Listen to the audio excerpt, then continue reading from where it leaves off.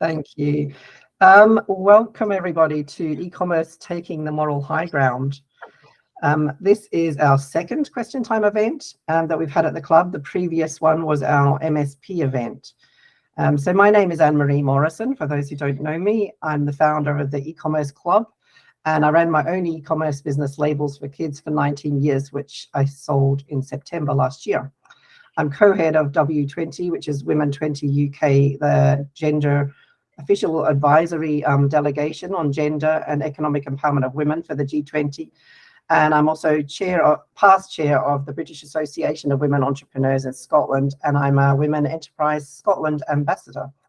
I founded the e-commerce club 13 years ago as a way to give back and help e-commerce managers not have to reinvent the wheel. So since it went online, I've been operating the club along with Indes Agency in Glasgow, which is Pete Moforth and his team, Laura and John. And we provide the largest growing network of e-commerce businesses and senior e-commerce managers in Scotland. The club is continually growing. It's free to attend monthly. It's open to anyone. You don't have to be in Scotland. And we're also having an annual conference on the 14th of March next year at the IMAX in Glasgow called E-commerce Scotland. With me today, I have 4 panelists from various backgrounds in our business, and our panelists have a shared understanding of e-commerce and the need to drive sustainability and productivity with an inclusive agenda. All of these are morally the right thing for any business if they plan to grow. At the previous MSP question time, several statements were made by our government MSPs in Scotland. And today we plan to dispel some of these arguments with clear facts on where e-commerce is taking the moral high ground on sustainability, on women, and on education. E-commerce is highly productive and sustainable and is the future for retail. The Mark Logan Review and the Anna Stewart Review speak of the future of Scotland being the creation of tech unicorns. Whilst this is great, in order to achieve this, we need Scotland to have several other areas addressed first. Last year, 2 reports highlighted this with the different issues. Women 20, obviously our UK delegation report, e-commerce, economic empowerment of women and girls, and bringing the entrepreneurial campus to life 10 times in 10 years by Ross Tuffy and Joe Little referred to the need to change the education system and to be more vocational and have experts in the field delivering the right training. This will encourage more SMEs to start and then more to scale. E-commerce is a $688 billion industry in the UK and the lifeblood of the economy. It's larger than oil and gas and food and drink combined, and the value of e-commerce offers to the local community in providing meaningful employment and skills to urban and to rural areas cannot be underestimated. Yet there's no full vocational course on the subject in Scotland, and business teaching is not e-commerce. E-commerce has a low bar to entry and needs specific investment to rapidly create jobs, drive equality, and to help grow the quality of our life. So we plan to cover 4 main areas, including sustainability, women and e-commerce education, and dispel the myths around e-commerce not requiring investment, and providing e-commerce will continue to be sustainable, proving that e-commerce will continue to be sustainable, productive, purpose-led, and morally the right way forward. On that note, our panelists you can see on the screen, and Pete, you have some stats on e-commerce. Yeah, I've just got a few stats. These things that probably people are already aware of. If there's any shadow of doubt as to whether e-commerce is a growing subject, these are stats from Statista about the size of e-commerce historically and what it's expected to be over the next few years. The UK itself does pretty well. The only 2 countries larger than the UK in terms of e-commerce turnover are China and the US, both of which have dramatically larger populations than ourselves. It's worth noting that UK e-commerce is larger than that in Germany or France combined. So we really are a bit of a powerhouse in it, although quite how Scotland performs in that is unclear. We don't really have any decent statistics from Scotland yet. Some people have talked about the recent downturn in e-commerce. That really is just a reflection of coming out from the COVID lockdown. Because this graph from the Office of National Statistics shows that there were two factors that were conflated here. First of all, there is the steady state growth in e-commerce, this is just the retail side of e-commerce. There's been a shift in the definition from everything to do with online trade to just online retail. And this is just the online retail side. But you can see when we weren't allowed to visit shops at the start of COVID, it quickly increased and there's been a return. But underlying that, the rate of e-commerce is just steady as she goes. Couple of other things that we've got graphics here for. I don't know if you want to say something about this, Anne-Marie. This is I think circular economy. You'll hear from Marcel, I guess, later. But yeah, it's about, just for those that aren't aware of what a sustainable economy is, it's basically the designer manufacturer of products goes to the retailer, then it gets supplied to consumer households, and then it's recycled or reused or repaired and goes back into the recycling sector, which then feeds back to redesign and manufacture to continual improvement, basically. So this is what we're looking to talk about today. Hopefully Marcela will go along with this, but if it needs correcting, she's the person to educate us all. Exactly.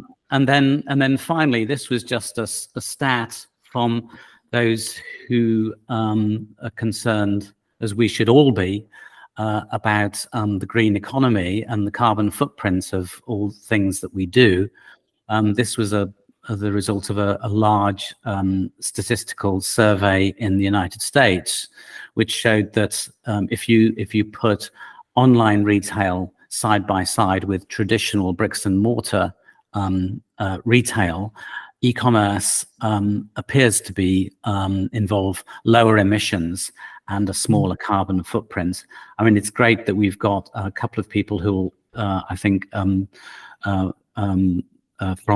both the fulfillment side and the packaging side, this is Joe and Claire, who will I'm sure give us a lot more detail on this as we go along. Exactly. Thanks, Pete. I'll ask the panelists to please come on now, their videos, and I'll do an introduction for you. We have 4 panel members. We have Carry Currie, we have Wendy Hamilton, Joe Bradley, and Claire Prance. So Claire and Joe, I think, will be coming on in a minute. So just to introduce the panel members, we'll start with Carolyn Currie. Sorry, Carolyn. Shall we say Carolyn or Carrie? Carolyn is the former version. I'm used to saying Carrie. So Carrie is a CEO of Women Enterprise Scotland and launched the Women's Business Centre. She's the head of business lending at Royal Bank in the past, Royal Bank of Scotland, and co-founded Women in Business program with NatWest and RBS. Carrie has given evidence on various topics to the Economy Committee in the Scottish Parliament and contributed to the World Economy Forum policy papers. As a chartered banker, Carrie is founding member of the UK Enterprise Policy Group, and she's also chair of the Productivity Institute of Scotland. Carrie believes passionately about gender equality and gender equal teams which are more productive, and women need more funding to support and scale their businesses. Carrie understands the need for sustainable, productive businesses and is a supporter of e-commerce and as a fabulous solution for rural area regeneration and women in business with the right financial and training support. When Carrie left school, she wanted to be a simultaneous translator. In many ways, I think you've ended up doing that role, Carrie, translating to the government what female entrepreneurs want. So welcome, Carrie. Our second speaker is Dr. Wendy Hamilton. Wendy is the CEO of Curious Minds, which is in Helensburgh. Is a toy store and both online and in physical stores, and combines Wendy's passion as a science educator with expertise as a business entrepreneur. Wendy is area head for Federation of Small Business in West of Scotland, and like myself, she's a British Association of Women Entrepreneurs member. She's also board member of the Chamber in her area and a PhD in science. Well done, Wendy. Curious Minds has implemented a number of sustainable products to the range and her online site is driving growth to her physical store. Wendy likes insurmountable challenges, I would say, Wendy. She had grasshopper toys, but then, like getting rid of the plague, burning grasshoppers in a fire, the fire burnt grasshopper toys to the ground, only to rise again like a phoenix from the ashes. So maybe a lesson should be learned there from the universe, that you should be changing the name to Curious Minds, Wendy, with your science background. So welcome, Wendy. Thank you. The third panelist is Joe Bradley. Joe, do we have you here with your video? I know you'll probably come on in a minute. I can't see it, but it's probably on. Joe is Business Development Manager at the UK for Spark Technologies Packaging Solutions, which fits to size sustainable packaging. Spark is passionate about eliminating excessive packaging and increasing operational fulfillment efficiencies. They work with retailers, carriers, and postal operators. And Joe describes e-commerce as facing the perfect storm, with increasing volumes and diminishing labor available, along with the cost pressures and mounting consumer concerns on excessive packaging. Spark offers automated solutions to packaging and works with the likes of Power Tool World and others. So when Joe isn't sorting her right-sized automated packaging, you'll find her in the kitchen because she loves to cook, especially recipes from time living and working in the Middle East for 10 years. So welcome, Joe. The fourth panelist is Claire Prance. Claire is Commercial Director at Seco Logistics in Glasgow, and Seco drives equality in their recruitment, and also sustainability is the driving force behind the fulfillment business. Claire is a specialist in fashion, beauty, and well-being e-commerce and multi-channel retail logistics. Seco has a global network of shared user fulfillment centers and is also a freight forwarder. Claire's worked with buying in the Body Shop, Arcadia Group, and Oasis stores, and also in sourcing for high street stores. She's now head of business development for Seco in 40 countries and 6 continents. Claire has a party trick of wiggling her ears. Welcome, Claire. Thank you. So before we go to the first question, okay, we've shown the diagram of the circular economy, so you're all aware of that. I'm going to jump to the first question, and I'm going to bring Jennifer onto the screen as well, Jennifer McKenzie.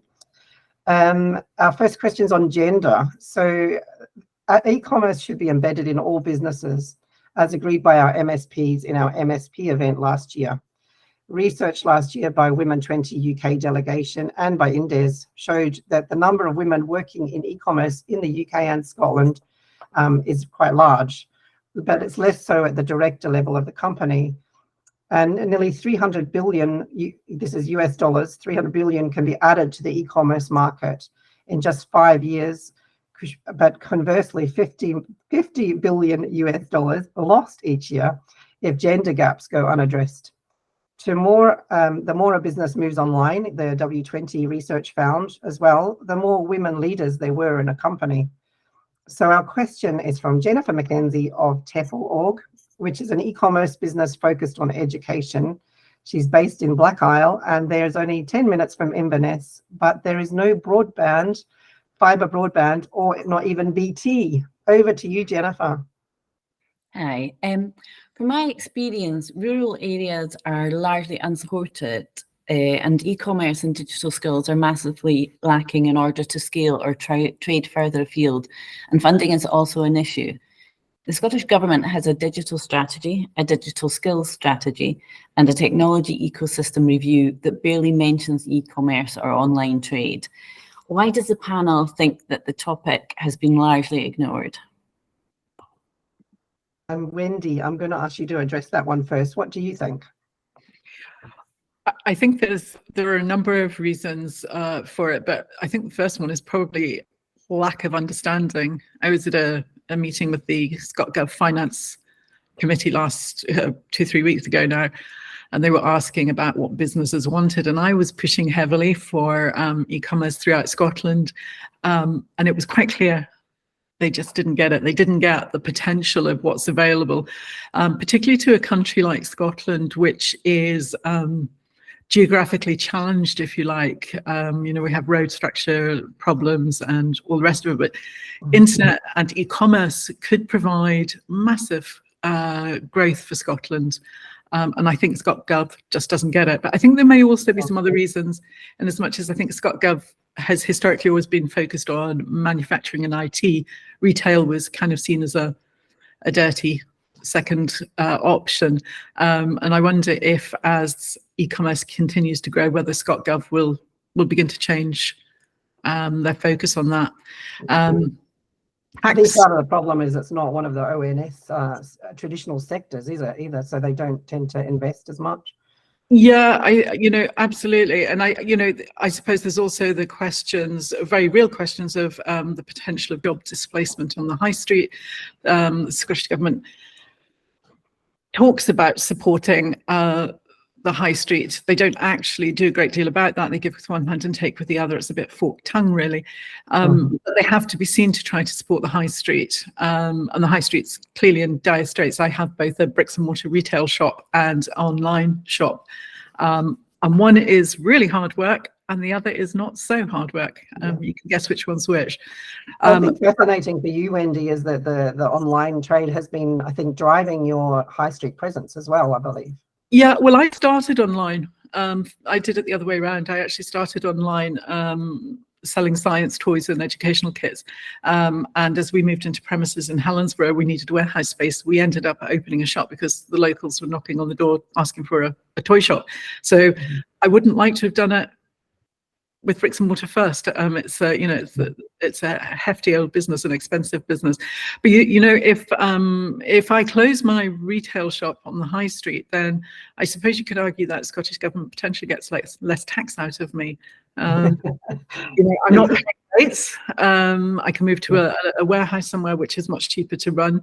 And I suspect I'd also be able to cut staffing. It costs an awful lot of money to run a bricks and mortar store, and there's a lot of jobs involved in keeping that store going 9 to 5, 7 days a week.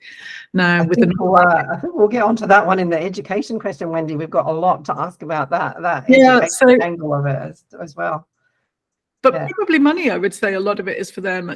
Tax, job displacement, that would be my guess. Yeah. Okay, thanks, Wendy. Jo, are you on video here? I am. Yes. Yeah. Hi, Jo. Yes, I think you have anything to add to that? In the comments that both Anne-Marie and Wendy have just made, they've used two words, traditional and historically. And that's the difference between e-commerce and retail, bricks and mortar, high street. It's traditional, it's historical, it's what we've grown up with, it's what we know, everybody understands it. E-commerce is a new beast. It's a massive beast. It's really only been around for the last 20 years. It's still in effect in its infancy. So there's a lot of ignorance and misunderstanding about e-commerce. E-commerce is a business that Peter mentioned then. The statistics, the money that's in the business is phenomenal. People just don't understand the opportunities within e-commerce. And it's not just about selling a product online. It's how you source that product. It's how you develop that product. It's how you market that product online. There are so many other jobs that are related to e-commerce, whereas the traditional historical bricks and mortar retail, which is what people perceive e-commerce to be, they're just miles and miles apart. We need to move with the times, learn what the industry is all about, and it's just such a great industry to be involved in. It's so exciting, and it's that's the thing, because it's the application of high productivity to sales and marketing, really, with e-commerce. But whether there's something about the balance of trade that they think that there's more sales going to be going abroad by being in e-commerce, I don't know. It's a question as well, whether that's part of it. Yeah, I think historically we were buying quite a lot from the US. We were buying a lot of imports coming in from China. But I think we have, with Brexit, that's also restricted movement around the country. So people are much more savvy. But with regards to the government and support, I think it's much more to do with, they just don't understand what the beast is. They need educating. We don't just need to educate in a formal education. They need to understand the reality of the size of e-commerce and how it's going to change the whole narrative of how people buy things going forward. Yeah, because there's a lot of discussion of some people say that it's a tool, e-commerce is a tool to market rather than a sector or a cluster, but I would disagree with that. Completely disagree with that as well. Yeah. Thanks, Jo. Carrie, Carolyn Currie, is your view on this one? Thanks. Well, I really think in terms of the economy, there's a very clear, straightforward business case for e-commerce, and that's it. That's what economies run on. They run on opportunity and clear business cases. And there can be no doubt that the figures Pete mentioned at the start about the overall market, these are huge numbers by any standards. And there are clear strategies and opportunities in that sector to take advantage. I completely agree with Joe that we are quite traditional in our view of retail. We don't seem to look and value retail as an area where innovation can happen. Yet, if you look at our history, our economic history as a country, many of the unicorns that we have created here have been retail businesses. You know, you think Tom Farmer, Tom Hunter, these are exceptional retail businesses. We have a great tradition of retail, and we're at the forefront of this new wave in e-commerce. So I actually think, instead of asking government, why is it not on the agenda? It's our role to put it on the agenda. We have all the pioneers engaged here. We have the insight and the best practice. It absolutely matches with the economic strategy. And Scotland's productivity has flatlined for years. So here is a real opportunity to take control into our own hands and really advocate for the sector and its opportunities and its future. I do agree that there is a lot of lack of knowledge around the sector, and definitely I think an education strategy for businesses is called for. And I'm having a quiet smile at Zishan's comment, which I completely agree with. Yeah. But let's not lose sight of the fact e-commerce businesses are potential tech unicorns.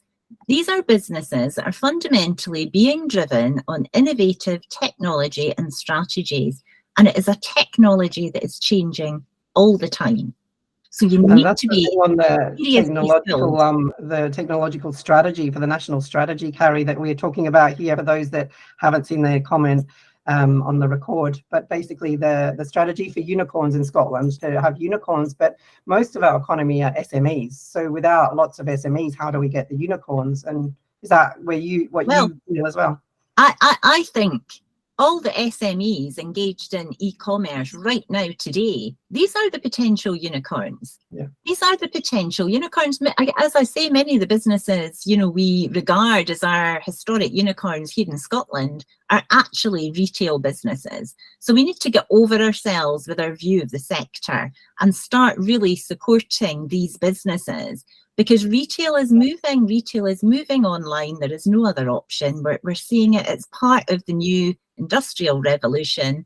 We have the skill set. We undoubtedly have some amazing talent here in Scotland. So many of you that are joining here today are really innovating and are leading that charge. And Scotland as a whole needs to get behind you, and we need to be advocating and shouting about this industry much louder to make sure it gets the support and the resources that it needs. Well, I think we were talking about Uni and some of the others, like Snag Group, Snag Tights and stuff, some massive successes who are also run by women. Yeah. I'm going to move to Claire. Claire, quickly, what is your view on this one?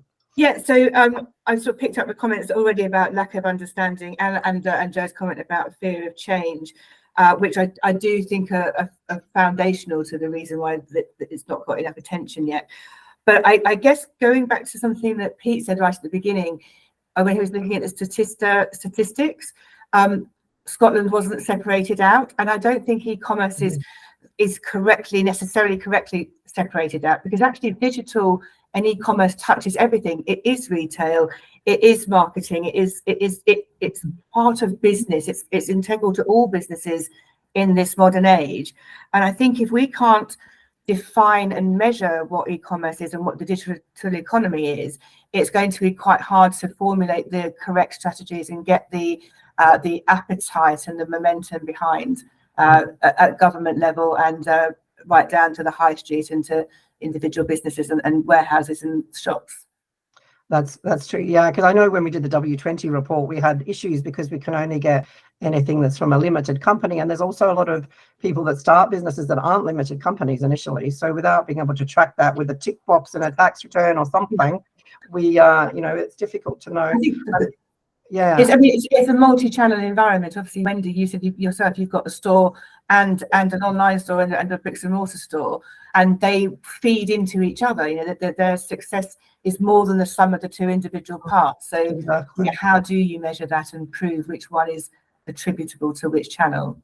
And that's the thing, and we don't have any separate statistics in Scotland, and we don't know who the top 20 e-commerce businesses are, and there isn't any mention of e-commerce or digital trade in our digital strategy for Scotland either. So Jennifer, does that answer your questions, do you think, on this one? Yeah, I think it's been interesting, and I would go a bit further back, and I think we need to be doing a lot more in schools, which I actually had a run-in with a couple of MSPs a few years ago. You'll get onto that in the education question. Education weren't happy about, but I think there's a lot to be done yet. Definitely. Thank you, Jennifer. Thanks for that. We're going to move on to, is e-commerce green? Our next question. This is going to be Marceline Mains. In our MSP event, last year, we had a comment that was made that e-commerce is not considered to be sustainable due to all the delivery vans. E-commerce businesses are blamed for excess packaging in order to post items to customers and too many delivery vans. The question's from Marceline Mains, who's a pioneering fast fashion strategies, that's a mouthful, Amazon, and is delving into celebrity fashion marketing photography at Getty Images. She's gone from there to spearheading e-commerce photography in Scotland. Marceline has over 2 decades converging into she's writing a report on dressing our way to extinction, consuming illusions. So that's a mouthful. And the founder, she's the founder and PhD marketing candidate for University of Strathclyde at the moment. She's the founder of this report, and she's at the University of Strathclyde. Marceline, are you online, please, if you want to ask your question? Yep, I am. Yeah, my website's Dressing to Extinction, so I really look at like the Fashion Celebrity Media Alliance and how they're all intricated together and how that impacts women's consumption and self-esteem and self-worth. My question is, how do you think e-commerce can be part of driving the circular economy, and what changes are being driven by the e-commerce industry in sustainable packaging and transport? Okay, thanks, Marceline. Claire, would you like to address this one first? Sure. So to take the first part, Marceline, I think how can we drive the circular economy as an industry, as a sector? I think it probably starts with product design. So prioritizing products that are designed for longevity and repairability, and being able to be recycled. And then to sort of move further into that, we could look. I'm sure you've quite familiar with EPR, so the extended producer responsibility. So I used to be, when I was in buying, as soon as the product got to the store and it was in store for a few weeks, then it was no longer my problem. It was, I either sold well or it didn't. Yeah, if it didn't sell, it was suddenly a logistics problem or somebody else's problem. And that was even while it was still in the store, let alone when it had finished at the store. So I think if we can make the people who are buying and developing the product responsible or more responsible for the whole life cycle, that's an interesting way of looking at things. And I think that would then extend into obviously resale and secondhand. I'm a massive fan of vintage. I sell a lot of stuff on there. It's very easy. But there's loads of other D-Box and all of those things, and renting products, of course. I was just going to ask that, Claire. Yeah, where Vinted, Gumtree, eBay, Ziffit for the books, and and they have there's quite a few secondhand ones. Ziffit. Yeah, exactly. Yeah, I sent some books the other day. Yeah. That's great. Okay, and then Wendy. Yeah, actually, I think Claire makes a really good point about buyers having a bit more responsibility for what actually comes into the shops. In our own small way, we were approached by the National Trust to supply some products to them, which was exciting and daunting at the same time for a small company on the west coast of Scotland. But when we started to look at it, the paperwork was onerous. Every packet that they wanted had to be plastic free, and I mean literally, you couldn't even have a small sort of disc plastic label which closed the box. Everything has the plastic free, and it was a really good lesson for us. Difficult at the time. We succeeded. We now sell to the National Trust, which is very exciting. But it's been great because it's actually helped to formulate our own policies and what we bring into the company. And over the last few months, we have completely changed a range of soft, cuddly toys for young children, removing a range that was, just a standard range, and replacing it with a completely eco range where even the little eyes are stitched on. There isn't a plastic eye or a plastic label on any of these bears. So I think you're right. I think that's super important. But I think there's quite a lot that can be done with the, e-commerce. One of the fantastic aspects of e-commerce is, of course, you can have, product to service models where you've got, particularly in the high-end fashion industry, people will hire a handbag rather than buy one. Or they're making to order, like Unfolded, for example, where they're make less but make what we need, kind of thing, and recycle. In time, you look at the print market. If you're a publisher, of a book, you can have it printed on demand. Some of the kits that we produce now, our own kits, I'm really excited that we're able to produce those as they're ordered. It means we don't have vast amounts of inventory of stock that might not sell and then has to go into landfill. But even in the toy industry, we can sell pre-loved Lego very successfully. There are websites the waste and reduce the spare stuff. Thank you, Wendy. I'm going to move to Joe because for time to try and get everybody in time here. Joe, do you think there's a big? Obviously, everyone thinks of Amazon. When you think of deliveries, everyone goes Amazon and these great big boxes that come out to us. And I know your specialty is you can explain your specialty packaging to size and stuff, but do you think we can minimize the waste and reusing of packaging and reduce the size of the packaging? Absolutely. And the points that have been made so far are really valid because we're talking about the whole supply chain. So it's from the point of design, manufacturer, the products that you use, the primary packaging, how it's presented in the store, etc. But as a consumer, the majority of time that we see non-compliance to sustainable packaging is the delivery, home delivery, the last mile delivery.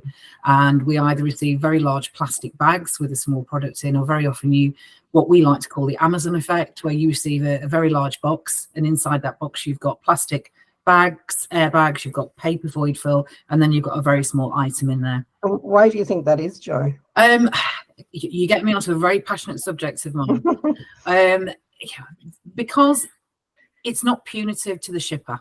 Okay, the way that primarily that shipping within the UK economy works is that it's a parcel rate.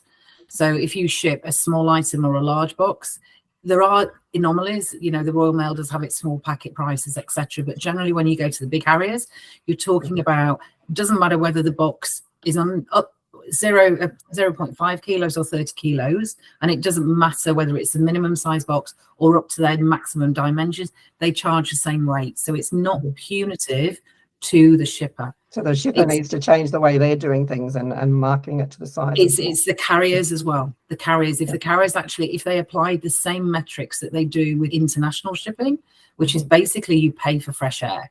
So you have volumetric shipping. So actually it's physically done on the size of the box versus the weight of the box, and whichever is greater, you will be charged for that. So that it's basically about profit margin, really, because you're going to be charged the same amount, and it's quicker probably to produce all in the same box.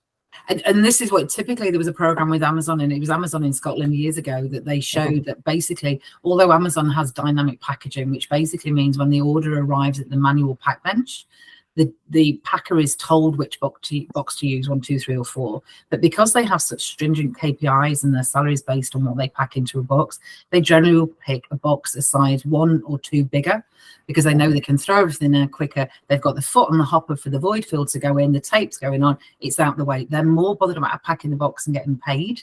So it's the poor manufacturing processes effectively within some of these companies that are causing. Absolutely.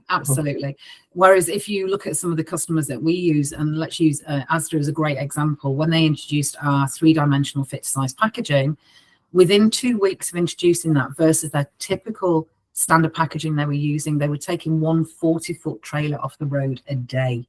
Yeah. That's by using right size packaging. It's a phenomenal, simple win. We've got another customer who introduced this last year. They were getting on the back of a 40-foot trailer 35% more parcels on the back of a trailer than they were the year before. You translate that into deliveries, home deliveries, you're getting more in the back of a vehicle for delivery. You're getting less vehicles on the road, whether it's a 40-foot trailer or it's the last mile delivery. You're getting less going to landfill. It's like a big communication issue, obviously, then, of communicating what you need to buy to the customer, the size of it. And it needs to be the e-commerce fulfillment retailer. They need to have some kind of monetary or legislative rules in place, like they do when they're dealing with commercial waste. So what they have to do with all the deliveries that come in, they have strict regulations about what they do with that card, what it's done, how it's recycled, and it has a commercial value. But once it goes out the back door to the customer, 90% of them really don't care. Yeah, thanks, Jo, because I think that's the thing. It's a lot of a communication size of it and getting some penalties in place. Carrie, what do you feel on this one? Well, I think really briefly, it's one of the biggest risks that faces the e-commerce industry and retail as a whole. And I think anybody running a business in this sector really has to have it on their radar. You know, consumer opinion mobilizes quite quickly. This is an issue that is in the national media day after day after day. So we can expect to see consumer opinion and consumer action and demand for change coming down the line in the years to come. So every business now involved in retail, and particularly e-commerce, should have an action plan on getting to net zero and decarbonising. And I think it's really interesting, you know, listening to Wendy's experience. We hear that a lot, Wendy, when somebody comes in with an order and they have those requirements and demands attached to it. I think we're going to be seeing more and more of that. So I think, again, for businesses, you really have to start looking and understanding at what's involved. And I also feel, as a small SME, it can be quite difficult to get started with this and to start going with your action plans. And I think that's where forums like this are really invaluable. The ability to share knowledge, to say, well, this is how I got started, to encourage those first steps. They're often the most difficult. Once you've got that insight and understanding, and look at what Wendy's achieved simply by having a focus on it and by innovating and keeping going. So I think it's something that most of you sitting here could be making a start on. And it seems to me that there's no shortage of practical insights and top tips about how to make a difference. But the industry as a whole has to change. Yeah, the whole, I suppose, like Spark and like Seco are doing. I mean, they're at the forefront of trying to drive this change, because there is an argument, as Claire mentions here, there's an argument for reusable packaging in e-commerce and like CHEP pallets and bulk logistics, and helping people be able to choose the right size packaging, and there being some sort of penalty for that if there isn't. And in a way, e-commerce with all of the data tracking is kind of driving this, because we're seeing changes and seeing ways that we can improve, and then trying to drive the change. And Marcely, what do you think? Just a quick wrap up here for the next, before we move on to the next one. Yeah, I mean, I think, you know, from a consumer point of view, and, you know, it's always this case of who's responsible and passing the buck. I think, you know, we need to be conscious, arguably, of sustainability fatigue, with consumers having like a, you know, cognitive overload, because they just, when it comes to packaging, they just want the packaging to be the right packaging, but then who, you know, carries that cost? Yeah. And then at the same time, you know, so many of the sustainable products, they're expensive. So, you know, at the moment, really, sustainability is kind of a middle class luxury. So the bigger question is, how do you match price, convenience and aesthetics across the board? Yeah, I mean, Zishan has mentioned here, there's a conscious commerce report by Shopify that had 24,009 consumers around the world surveyed. 62% said they won't compromise on sustainability despite the cost of living crisis. 45% even willing to pay an extra if that feels there's a carbon footprint. I think that also depends on the price of the product. So I found with my business, if it's a small price of a product, they won't pay the same again to get the delivery in the right way. So, but things do need to change.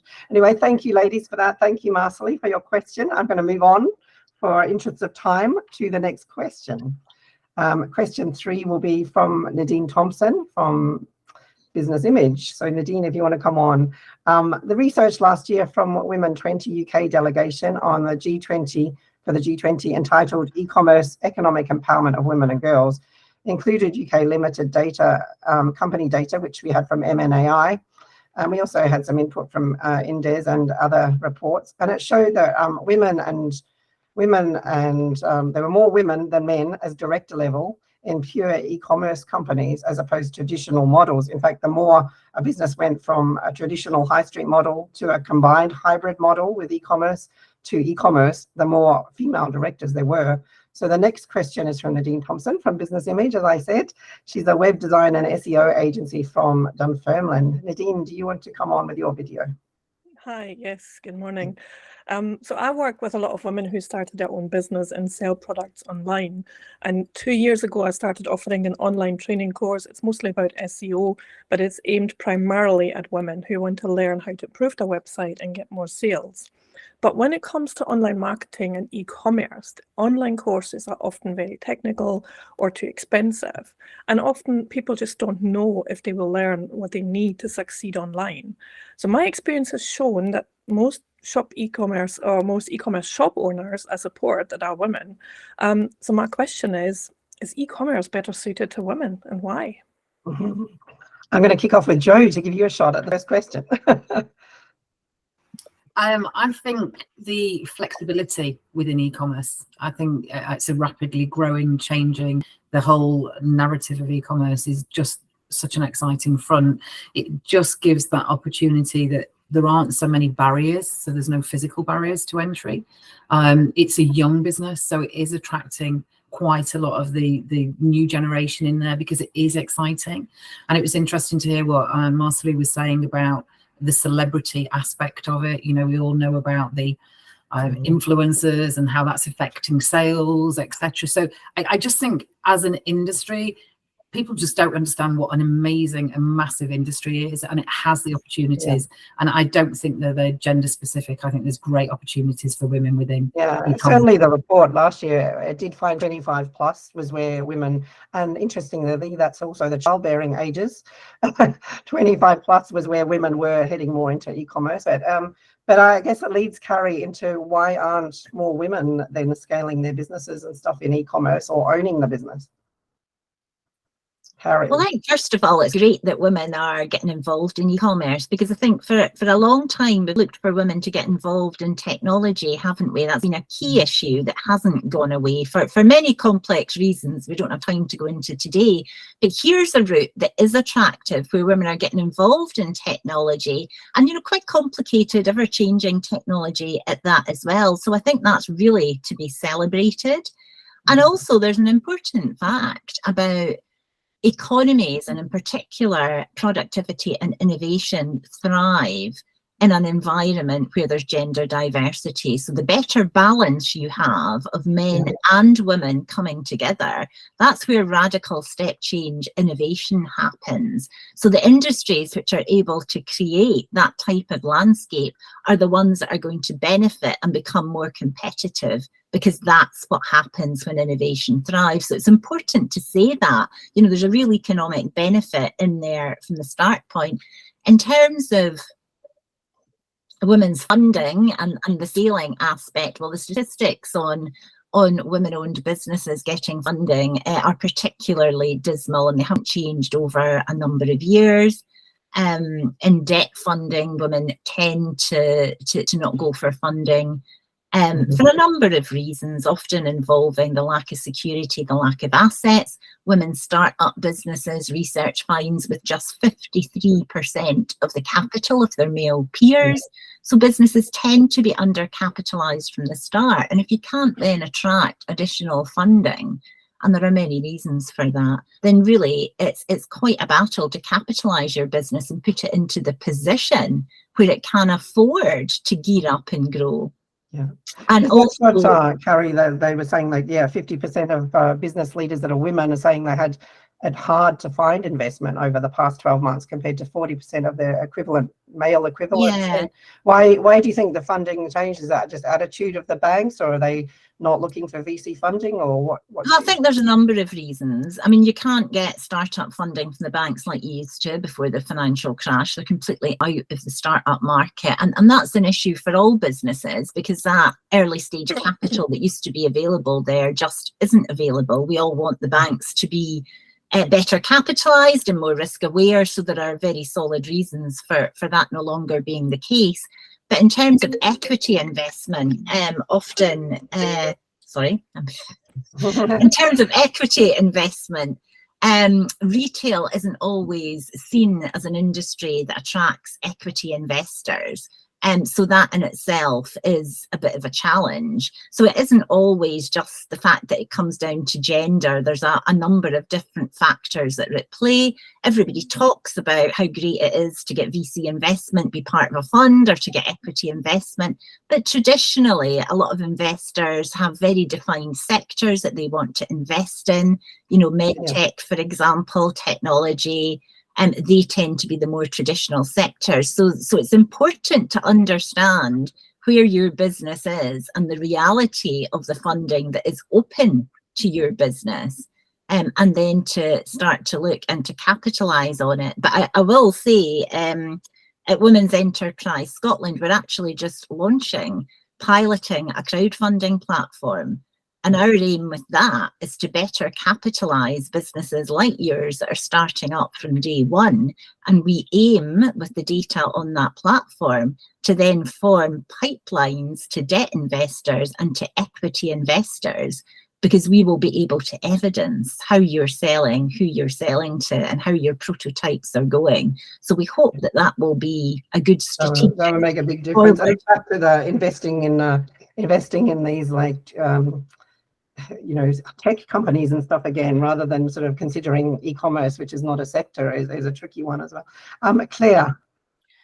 Yeah, so I think Joe sort of picked up on a couple of points I was going to make. I think that the relative newness of the sector means that we don't have those entrenched positions where in quite as much where the men are at the top and the men are the boss. And I think that, along with the lower barriers to entry, have meant that I just saw this statistic coming up that 53% of Shopify founders are women.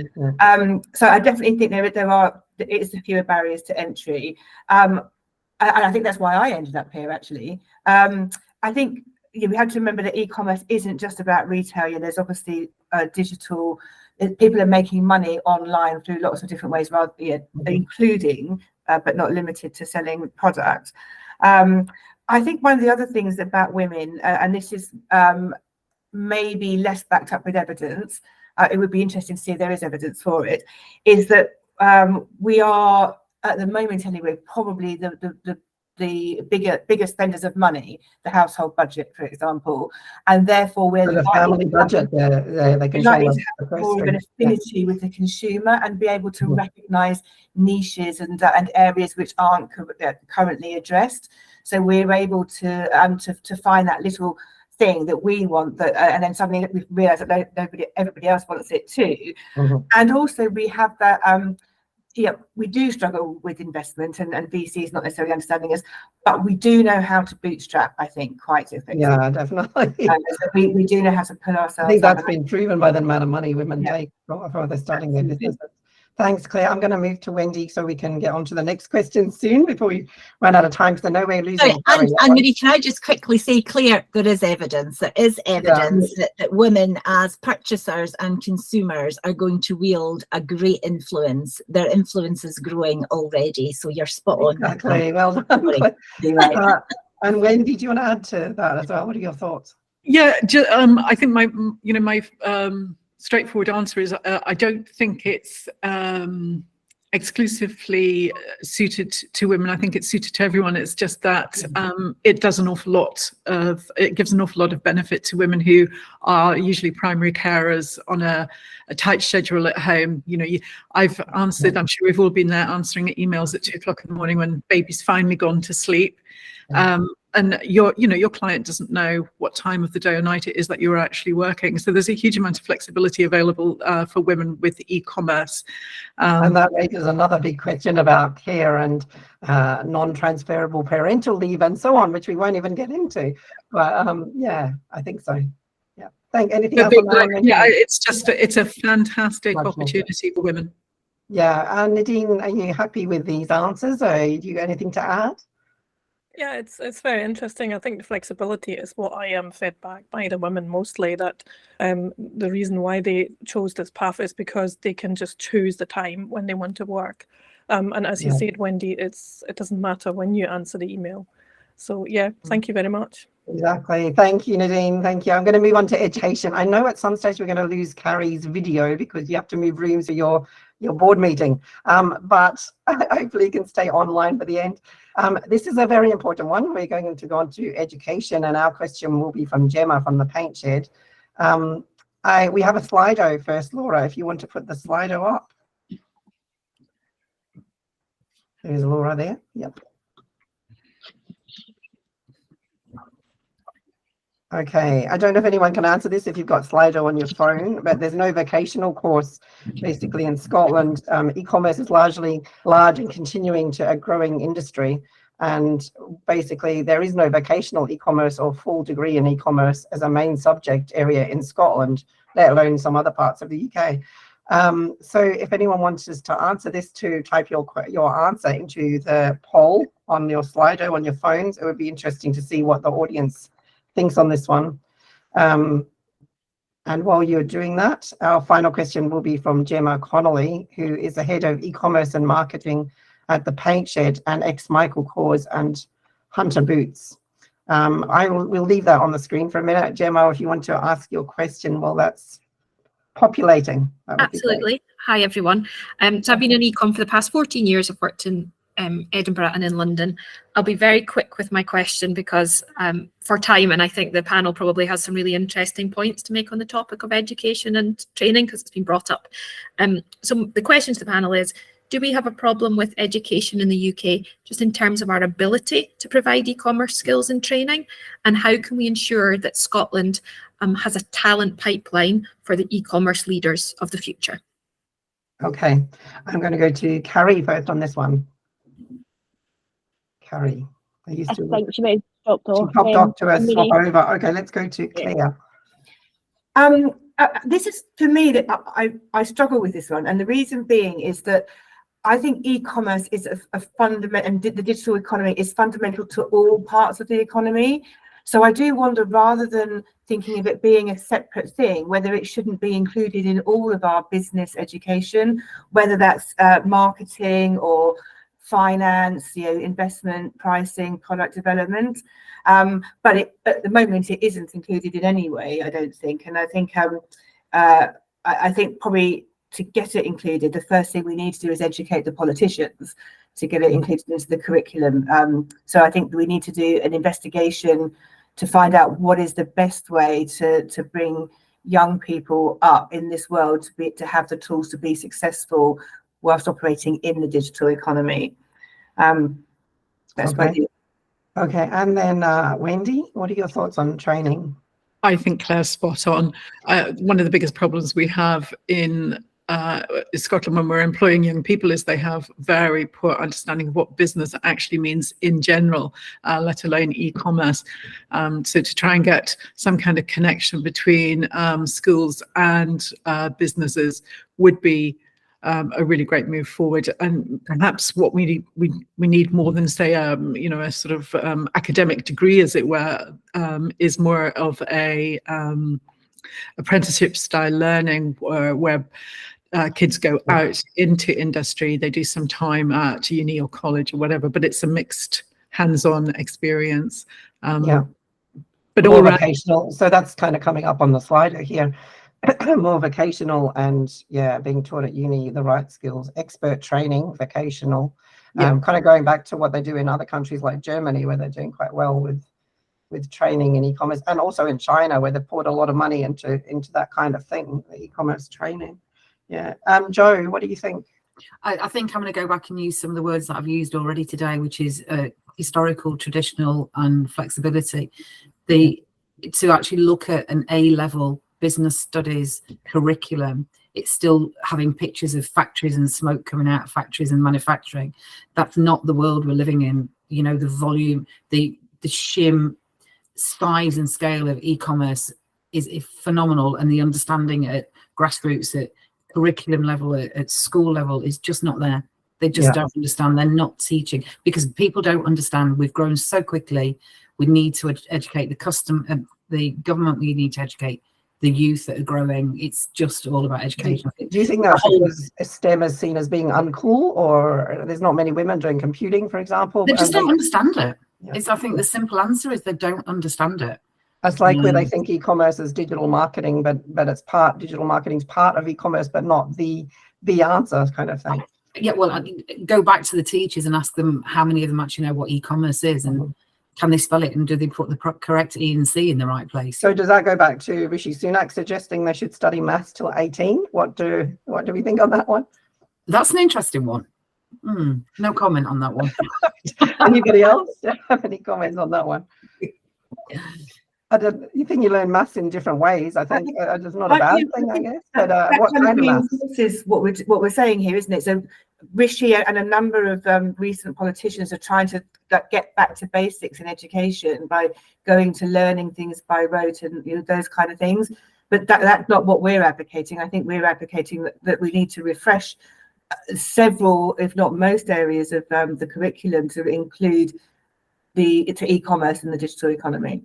It's update, isn't it? It's bringing fresh thoughts and fresh mind. I mean, I know when I was at school, we did as part of the business studies, you made your own business and you had to design a business, you had to manufacture. I think we did toys and other people did other things. They still are doing that now, and that's quite a few years since I was in school. The concept is great, the entrepreneurial skill, but actually you've got to understand what the business is that's happening around you these days. We are not going and getting toilet rolls and adding those felt things to it and making puppets and selling them on a market stall. It's so much more advanced than that. I think you see a little bit of that in Young Enterprise, for example. I noticed that they are moving away from the tie-dye t-shirts to a bit more of online ways of selling, but they tend to be more digital marketing than e-commerce, a lot of them. It's just such a vast, we're all bringing different thoughts and processes and ideas here because it's such a vast market. It's so changing, and it changes all the time. And Gemma, what do you think? Because we've lost Carrie at the moment while she's swapping rooms. So Gemma, what are your thoughts on this? I agree with the points made by the panel. Some really excellent and interesting ideas there. I think it needs to be a focus, like you say, to update rather than create something separate. E-commerce education and training and the skill sets required are quite transferable into other sectors too. So absolutely, I agree, and thanks very much for the points. Well, I'm going to kind of open it up to everyone, but another question we have on this one, I guess, is Jennifer might want to come in on this one because I know you're up near Inverness, because a lot of the government input we get is that infrastructure is kind of enough. We've got the infrastructure in, we've got digital, you've got broadband, so that's enough to kind of get the economy moving with e-commerce, but I don't know that that's particularly true. Jennifer, do you have any thoughts on that one? Because you don't have your BT or your fibre broadband. No, we're in a black spot, only about 10 miles from Inverness, which is we will never probably get it. So we have satellite that we have to use, or you can use Elon Musk's, one of these options. But yes. The infrastructure may be there, but unless you have put the training in place, the education in place, it's not, nothing's going to change. Everybody can. What we're creating is like a nation of users, but we're not making training people to be the creators or the builders of it. So what we can do is everybody can use the internet, or everybody can use their phones or apps, but what we need is people being able to build the structures for e-commerce or any other digital. So until we bring the extra skills for e-commerce, for knowing what platform to go on and what's right for your product or service and so on. I mean, it's across the board. It's every kind, from coders to digital marketing to e-commerce. We haven't got anything in place really to train these people. To train anyone. And I think, we've got a huge issue with our actual curriculum. And yes, we need to also be able to speak and write English correctly and do maths. Maths and English, yeah. But we need, these are the core skills that are needed now. Those were core skills 150 years ago. Yeah, definitely. Now, I've realized that I don't have the circular economy Slido. We might want to put that one up then just for the last minute to see if there's anything that anybody else is doing. Laura, did you want to put that one up? Just to see if anybody is doing anything in particular in the circular economy within their businesses. If you can put that on to the poll there on the Slido, that would be great for those that are still online. And thank you very much for our panelists. And I'm going to bring Pete back involved at this stage for the Q&A as well. And thank you to Carrie, Claire, Joe and Wendy for coming, and to our questioners as well. What is your business doing as part of the circular economy? Is anyone doing anything particular here? Well, for starters, we live in a house which over the last 20 years has accumulated so much junk and sort of duplicates and triplicates of stuff, which is what happens when you just get lazy. And Jill and I have just been systematically going through the place, trying to sort of get rid of stuff on Vinted and Gumtree and eBay. And it's not really because of the money that it generates. It's that you actually see items having a sort of a second use, and if others can make use of these things, then that's great. I don't know if that counts as part of a circular economy, but I mean, it's just fantastic that these e-commerce platforms are able to allow the easy disposal of items so that they can have a second life, which is great. Exactly. Peter, can I just ask you, that's the second use of the product. You're saying it's so easy to do that, but it's actually even easier to buy it in the first place. The likes of Amazon and the way that Amazon is designed, and I again, on my high horses, I believe Amazon has really directed itself at the male market. If you ask most females to talk about their partners or husband who would be dragged to the shop once a year to buy something, who now have Amazon deliveries delivered to the door every single day because it's on the phone and Amazon tells them what to buy, when to buy, how to buy it. That's been made easier than actually recycling, reusing. You're absolutely right, but I think morally we should try to make sure that the items that we purchase are used fully. Absolutely. The environment's just too important a subject to ignore, and we should all take this extremely seriously. So we should always feel guilty if we have things that are not fully used. That's the likes of Joe Chidley from that's what she did, isn't it? It's like redesigned packaging for things like Johnson & Johnson and so on, for shampoos and things, to show them how that they can have their packaging recycled, sent back, and then reused for the next time they send out stuff for the storefront, which is great. Thank you for that, Laura. I don't know if they've got any question and answer questions that are coming in on the Slido, have we? Nothing at the moment. So if anyone has any questions, feel free to put your hand up and jump in, or put it onto the Slido. It would help us. Zishan, do you have anything to mention? I don't know. You usually come up with some good questions. Yeah. Disappeared. Jennifer, thanks very much. Okay, that's fine. No, nothing at his end. I think we're pretty good on the questions. I think your panel have all answered it very well. And thank you to our questioners as well today. And we will stop our recording, and we can just finish up. Thank you. Thank you. Thanks, everyone.